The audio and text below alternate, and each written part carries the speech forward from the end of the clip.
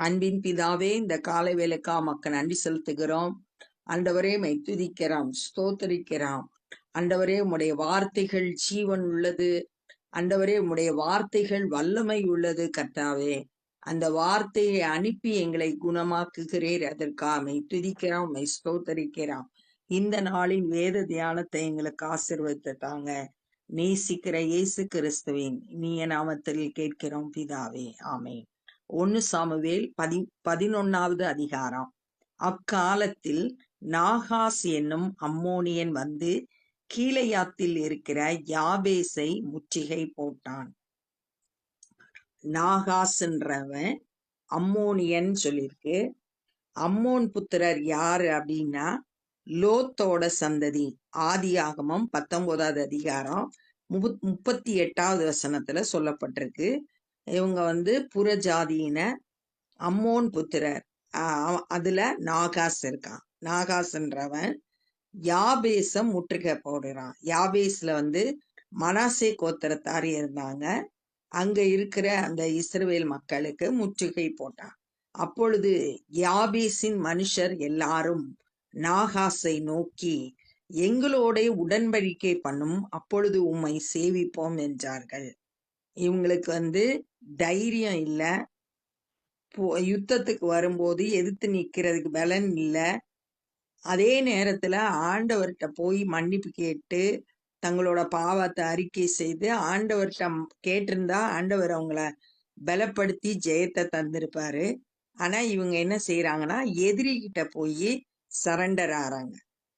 நாங்க உங்க கூட உடன்படிக்கை பண்றோம், வந்து நாங்க உம்மை சேவிப்போம், அப்படி உடன்படிக்கை நீர் எங்களோடு பண்ணும், நாங்கள் உம்மை சேவிப்போம் அப்படின்னு சொல்றாங்க. நாகாஸ்ன்றதுனா பாம்பு அப்படின்னு அர்த்தம். நம்மளும் கூட நமக்கு எதிராளியாகிய பிசாசோட நம்ம எந்த விதத்திலையும் உடன்படிக்கை பண்ணக்கூடாது, அவனோடு ஐக்கியப்படக்கூடாது. ஆனா இங்க இவங்க என்ன சொல்றாங்கன்னா, எங்களோடு உடன்படிக்கை பண்ணும், அப்பொழுது நாங்கள் உம்மை சேவிப்போன்னு சரண்டர் பண்றாங்க. அதற்கு அம்மோனியன் ஆகிய நாகாஸ், நான் உங்கள் ஒவ்வொருவனுடைய வலது கண்ணையும் பிடுங்கி இதனாலே இஸ்ரவேல் எல்லாவற்றின் மேலும் நிந்தையை வரப்பண்ணுவதே நான் உங்களோடு பண்ணும் உடன்படிக்கை என்றார். என்ன சொல்றான்? உங்க வலது கண்ணை நான் பிடுங்குவேன், அப்ப இஸ்ரவேல் எல்லாருக்கும் மத்தியில நிந்தை உண்டாகும். வலது கண் வந்து அவங்க யுத்தத்துக்கு பயன்படுத்தக்கூடியது. இந்த வில்லு அம்பை எய்து அவங்க யுத்தம் செய்யறதுக்கு பயன்படுத்தக்கூடியது கண்கள். அந்த கண்களை பிடுங்கிட்டா அதுக்கப்புறம் அவங்களால சத்துருவை எதிர்த்து நிக்க முடியாது. அதனாலதான் அவன் கண்ணை பிடுங்கணும்னு சொல்றான். இந்த ஒரு கூட்டத்தை பிடிச்சிட்டா இஸ்ரவேல் மக்கள் ஃபுல்லா வந்து நிந்தைய ஏற்படும் அப்படின்னு சொல்றதான் அவனுடைய திட்டம். சத்ரு வந்து பிசாசு வந்து நம்மளை வந்து அழித்து போட்டணும் அப்படின்றதுக்காக ஒரு பகுதிய தீட்டுப்படுத்தினா, நம்ம கண்கள் மூலம் பாவம் செய்யும் போது நம்மளோட முழு சரீரமும் தேவனை விட்டு தூரமாயிரும். அதனால நம்ம ரொம்ப எச்சரிக்கையா இருக்கணும். சத்ருடைய திட்டங்களை அறிந்து நம்ம எதிர்த்து நிற்கணும். நம்ம கண்களை பாதுகாத்து கொள்ளணும். ஒவ்வொரு அவயவமும் தேவனுக்கு உரிமையானது, தேவனுக்கு சொந்தமானது, நம்ம பாதுகாக்கணும். அதற்கு யாபேசின் மூப்பர்கள், நாங்கள் இஸ்ரவேல் நாடெங்கும் ஸ்தானாதிபதிகளை அனுப்பும்படி 7 நாள் எங்களுக்கு தவணை கொடும், எங்களை ரட்சிப்பார் இல்லாவிட்டால் அப்பொழுது உம்மிடத்தில் வருவோம் என்றார்கள். 7 நாள் டைம் கேட்கிறாங்க. நாங்க இஸ்ரவேல் தேசத்துக்கு எல்லாம் செய்தி அனுப்புறோம், யாராச்சும் எங்களுக்கு உதவி செஞ்சா ஏற்றுக்கொண்டு வர்றோம், இல்லைன்னா திரும்ப உங்ககிட்டே வந்து சரண்டர் ஆயிரும் அப்படின்னு சொல்லிட்டு கேக்குறாங்க. அதுக்கு அவனும் சம்மதிக்கிறான். ஏன் சம்மதிக்கிறான்னா, இப்ப என்ன நடக்கும்னா, அவன் நினைச்சா யாரும் வந்து நாகாஸ் நினைச்சா யாரும் இவங்களுக்கு உதவி செய்ய போறதில்ல, தன்னோட பேர் வந்து எல்லா இடத்துலயும் இஸ்ரவேல் தேசம் எல்லாம் பரவிரும், அப்ப அப்படின்னு சொல்லிட்டு திட்டத்தோட அவன் சரின்னு சொல்றான். அந்த ஸ்தானாதிபதிகள் சவுலின் ஊராகிய கிபியாவிலே வந்து ஜனங்களின் காது கேட்க இந்த செய்திகளை சொன்னார்கள். அவங்களால் அனுப்பப்பட்ட செய்தியாளர்கள் வந்து ஸ்தானாதிபதிகள் வந்து இந்த செய்தியை சொல்றாங்க. எங்க வந்து சொல்றாங்கன்னா, சவுல் இருக்கிற ஊராகிய கிபியால வந்து சொல்றாங்க. சவுல் தான் இஸ்ரவேலுக்கு இப்ப ராஜாவாக அபிஷேகம் பண்ணப்பட்டிருக்கான். இப்ப அவங்க வந்து அவன் இருக்கிற பட்டணத்துல வந்து செய்தியை சொல்றாங்க. அப்பொழுது ஜனங்கள் எல்லாரும் சத்தமிட்டு அழுதார்கள். என்ன செய்யன்னு தெரியல, ஒரே சத்தமிட்டு எல்லாரும் அழுகிறாங்க. இதோ சவுல் மாடுகளின் பின்னாலே வயலில் இருந்து வந்து, இப்ப வந்து அபிஷேகம் பண்ணப்பட்ட சவுல் அடுத்து என்ன செய்யன்னு தெரியல, தன்னோட வீட்டுக்கு வந்தான் அப்படின்னு சொல்லிட்டு நம்ம முந்தின அதிகாரத்துல 25வது வசனத்துல பார்த்தோம். வீட்டுக்கு வந்து அவன் எப்பயும் போல வயலுக்கு போய் மாடுகள் பின்னாலே அவனோட வேலையை செய்துகிட்டு இருந்தான். இப்ப வந்து அவனுக்கு இப்பதான் வந்து வேலை கொடுக்கப்படுகிறது. இஸ்ரவேல் மக்களை வழி நடத்த வேண்டிய தருணம் ஏற்படுது. ஜனங்கள் அழுகிற முகாந்திரம் என்ன என்று கேட்டான். அவனுக்குள்ள இப்ப தலைவர்ன்ற எண்ணம் வந்ததுனால விசாரிக்கிறான். நம்ம தான் இஸ்ரவேல் மக்களுக்கு ராஜா அப்படின்ற எண்ணம் வந்ததுனால இப்ப கேக்குறான், என்ன எதுக்காக அழுகிறாங்க? யாபேசின் மனுஷர் சொல்லுகிற செய்திகளை அவனுக்கு தெரிவித்தார்கள். சவுல் இந்த செய்திகளை கேட்ட உடனே தேவனுடைய ஆவி அவன் மேல் இறங்கினதனால் அவன் மிகவும் கோபம் உண்டவனாகி, தேவனுடைய ஆவி பரிசுத்த ஆவியானவர் அவன் மேல இறங்கினார். பழைய ஏற்பாட்டு நாட்கள்ல பரிசுத்த ஆவியானவர் ஒரு செயலுக்கு யார பயன்படுத்தணும்னு தெரிந்தெடுத்தாரோ அவங்க மேல வந்து பரிசுத்த ஆவியானவர் இறங்கி அவங்கள பலப்படுத்தி அந்த செயலை செய்து முடிக்க செய்வார். அது மாதிரி இங்க பரிசுத்த ஆவியானவர் சவுல் மேல வந்து இறங்கி அவனுக்கு பயங்கர கோபம் வருது. ஓர் இணை மாட்டை பிடித்து துண்டித்து அந்த ஸ்தானாதிபதிகள் கையிலே கொடுத்து இஸ்ரவேலின் நாடுகளுக்கெல்லாம் அனுப்பி, சவுலின் பின்னாலேயும் சாமுவேலின் பின்னாலேயும் புறப்படாதவன் எவனோ அவனுடைய மாடுகளும் இப்படி செய்யப்படும் என்று சொல்லி அனுப்பினார். இங்கிலீஷ் பைபிள்ல வந்து யோக் ஆஃப் த ஆக்சன் போட்டிருக்கு. மாடுகளுக்கு மேல நுகத்தடி வச்சிருப்பாங்க. அந்த நுகத்தடியை எடுத்து உடைச்சி எல்லாத்துக்கும் அனுப்பி விடுறான். அத வந்து எல்லா இஸ்ரவேல் நாடெங்க அனுப்பி சவுல் பின்னாலும் சாமுவேல் பின்னாலும் அப்படின்னு சொல்லியிருக்கு. ஏன்னா சாமுவேல் தான் தன்னை ராஜாவா அபிஷேகம் பண்ணதுனால கர்த்தர் தன்னோடு கூட இருக்கிறான்றத அடையாளப்படுத்தும்படியா சாமுவேலோட பேரையும் சேர்த்து சொல்றாரு. யாரு என் பின்னாடி புறப்பட வரணுமோ புறப்படாதவன் மேல மாடுகளுக்கு இந்த மாதிரி செய்யப்படும் என்றான். அப்பொழுது கர்த்தரால் உண்டான பயங்கரம் ஜனத்தின் மேல் வந்ததினால் ஒருமனப்பட்டு புறப்பட்டு வந்தார்கள். ஜனங்களுக்கு எல்லாம் ஒரு மனமா இவங்க சவுல் பின்னாடி போகணுன்ற எண்ணம் வந்துருச்சு. ஏன்னா கர்த்தரால் உண்டான பயங்கரம், கர்த்தரே அவங்களுக்குள்ள அந்த ஒரு மனதை கட்டளையிட்டு எல்லாரும் சவுல் பின்னாடி போயிட்டாங்க. அவர்களை பேசேக்கிலே இலக்கம் பார்த்தான். இஸ்ரவேல் புத்திரரில் 3,00,000 பேரும் யூதா மனுஷரில் 30,000 பேரும் இருந்தார்கள். இஸ்ரவேலர் 12 கோத்திரத்துல 3,00,000 பேரும். யூதாவை மட்டும் தனியா பிரிக்கிறாங்க. அது 30,000 பேர் இருந்தார்கள். வந்த ஸ்தானாதிபதிகளை அவர்கள் நோக்கி, நாளைக்கு வெயில் ஏறுகிறதற்கு முன்னே உங்களுக்கு ரட்சிப்பு கிடைக்கும் என்று கீலேயாத்தில் இருக்கிற யாபேசின் மனுஷருக்கு சொல்லுங்கள் என்றார்கள். இப்ப ஒரு செய்திய அனுப்புறாங்க யாபேஸ் மனுஷருக்கு. நம்பிக்கை இல்லாம அவ்வளவுதான் முடிஞ்சு போச்சு அப்படின்ற நிலைமையில இருந்த யாபேஸ் மக்களுக்கு ஒரு நல்ல செய்தி வருது. நாளைக்கு வெயில் ஏறதுக்கு முன்னாடி உங்களுக்கு ரட்சிப்பு கிடைக்கும் அப்படின்னு சொல்லிட்டு சொல்லி அனுப்புறான். ஸ்தானாதிபதிகள் வந்து யாபேசின் மனுஷரிடத்தில் அதை அறிவித்தார்கள். அதற்கு அவர்கள் சந்தோஷப்பட்டார்கள். ரொம்ப சந்தோஷமாயிருச்சு யாபேசின் மனுஷர்களுக்கு. துக்கத்துல இருந்தாங்க. எதிரியால வந்த கஷ்டத்துல தப்பிக்கிறதுக்கு வழியே இல்லாத சூழ்நிலையில இப்ப சவுல் மூலம் அவங்களுக்கு அனுப்பப்பட்ட செய்தி சந்தோஷத்தை கொடுக்கறதா இருந்துச்சு.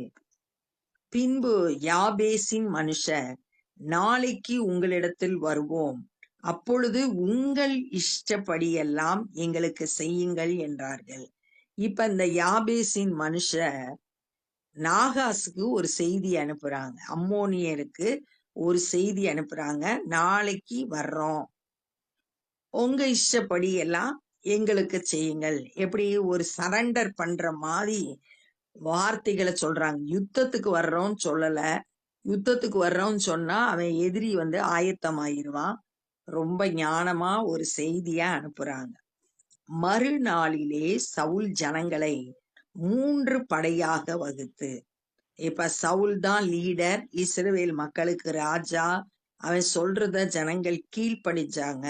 இப்போ 3 பிரிவா பிரித்து, கிழக்கு வெளுத்து வரும் ஜாமத்தில் பாளையத்திற்குள் வந்து வெயில் ஏறும் வரைக்கும் அம்மோனியரை முறியடித்தார்கள். காலையில யுத்தம் பண்ணி வெயில் ஏறதுக்கு முன்னாடியே ஜெயிச்சுறாங்க, முறியடித்தார்கள்.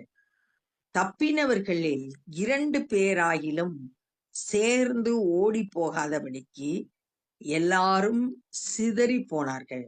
மீதம் உள்ளவர்கள், அந்த யுத்தத்துல தப்பிச்சவங்க, இந்த அம்மோன் புத்திரர் வந்து 2 பேரை சேர்ந்து போகல, எல்லாம் தனித்தனியா சிதறடிக்கப்பட்டாங்க.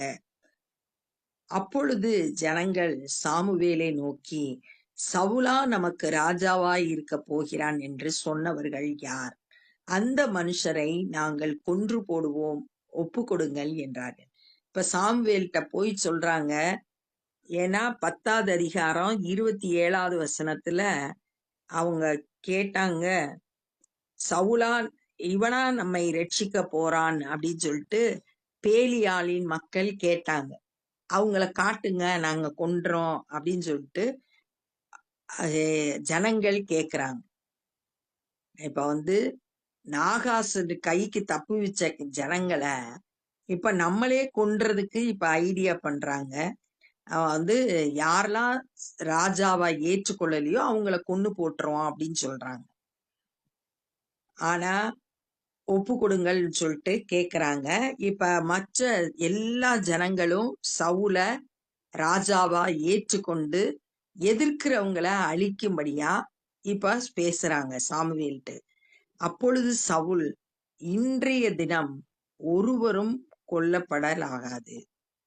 இன்று கர்த்தர் இஸ்ரவேலுக்கு ரட்சிப்பை அருளினார். யாரும் கொலை செய்யப்படக்கூடாது, கர்த்தர் நமக்கு ரட்சிப்பை கொடுத்தார் அப்படின்னு சொல்லிட்டு தன்னை குறிச்சு மேன்மை பாராட்டாம கர்த்தர் தான் ஜெயத்தை கொடுத்தாரு அப்படின்னு கர்த்தரை மகிமைப்படுத்துகிறத நம்ம இங்க பாக்குறோம்.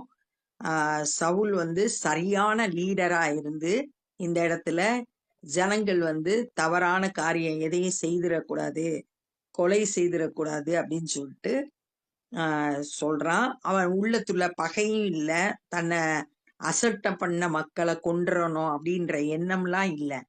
கர்த்தரை மகிமைப்படுத்தி ஆண்டவர் தான் யுத்தத்துல வெற்றியை கொடுத்தாரு, இந்த நாள்ல யாரையும் கொலை செய்யக்கூடாது அப்படின்னு சொல்லிட்டான். ஒரு நல்ல லீடரா செயல்படுறத இங்க பாக்குறோம். அப்பொழுது சாமுவேல் ஜனங்களை நோக்கி, நாம் கில்காலுக்கு போய் அங்கே ராஜ்ய பாரத்தை ஸ்திரப்படுத்துவோம் வாருங்கள் என்றான். இப்ப ஜனங்களுக்கு சாமுவேல் ஒரு அழைப்பை கொடுக்கறான்னு, நம்ம கில்காலுக்கு போவோம், இந்த சவுல் பண்ணுகிற இந்த அரசாட்சிய ஸ்திரப்படுத்துவோம், ரினியூ பண்ணுவோம் அப்படின்னு சொல்லிட்டு ஜனங்களுக்கு ஒரு அழைப்பு கொடுக்கிறார். அப்படியே ஜனங்கள் எல்லாரும் கில்காலுக்கு போய் இஸ்ரவேல் மக்கள் எல்லாம் இப்ப கில்காலுக்கு போறாங்க. அவ்விடத்திலே கர்த்தருடைய சந்நிதியில் சவுல் ராஜாவாக ஏற்படுத்தி, ஆண்டவருடைய சந்நிதியில ராஜாவா ஏற்படுத்தி, அங்கே கர்த்தருடைய சந்நிதியில் சமாதான பலிகளை செலுத்தி, ஆண்டவருக்கு பலிகளை செலுத்துறாங்க. எதுக்குன்னா, ஆண்டவர் அவங்களுக்கு ஒரு பெரிய வெற்றியை கொடுத்திருக்காரு. அந்த வெற்றிக்கு ஆண்டவருக்கு நன்றி செலுத்தும்படியா சமாதான பலியா ஆண்டவருக்கு செலுத்துறாங்க. செலுத்தி அங்கே சவுலும் இஸ்ரவேல் மனுஷர் யாவரும் மிகவும் சந்தோஷம் கொண்டாடினார்கள்.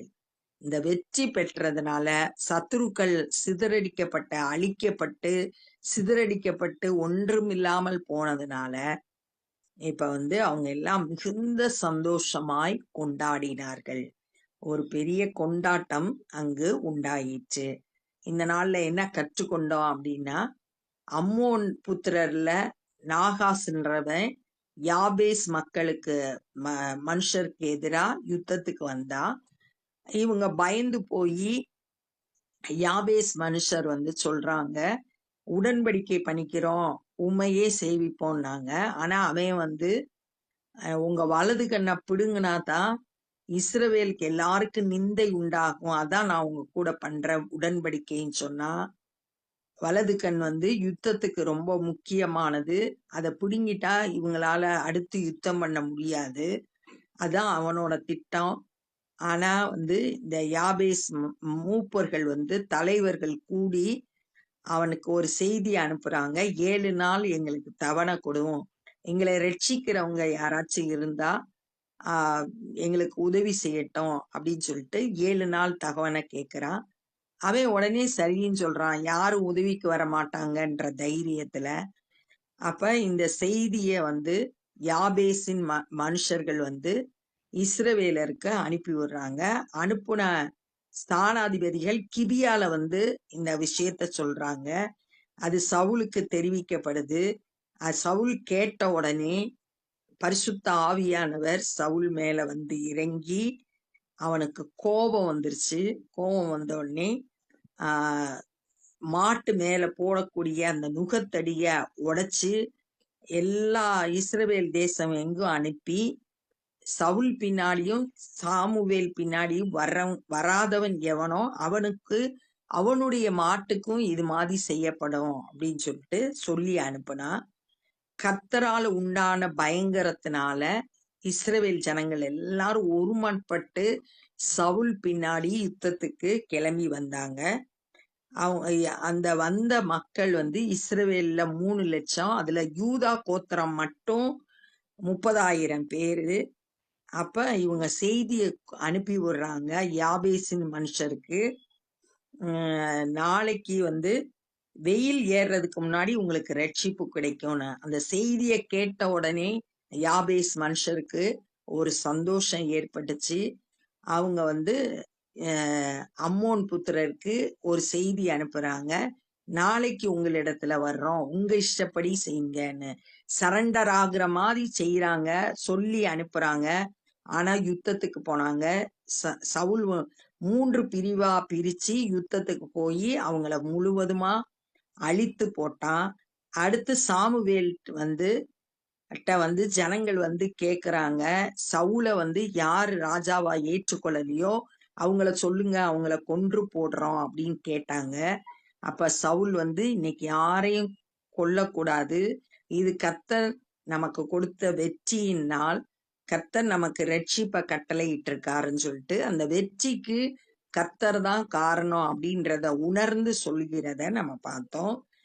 அப்ப சாமுவேல் திரும்ப ஜனங்களை பார்த்து, நம்ம கில்காலுக்கு போவோம், ராஜபாரியத்தை ஸ்திரப்படுத்துவோம், சவுல் தான் ராஜாவா இன்னும் நல்ல ஸ்திரமாக்குவோம் அப்படின்னு சொல்லிட்டு கூட்டிட்டு போய் அங்க சவுல கர்த்தருடைய சந்நிதியில ராஜாவா ஏற்படுத்தினா.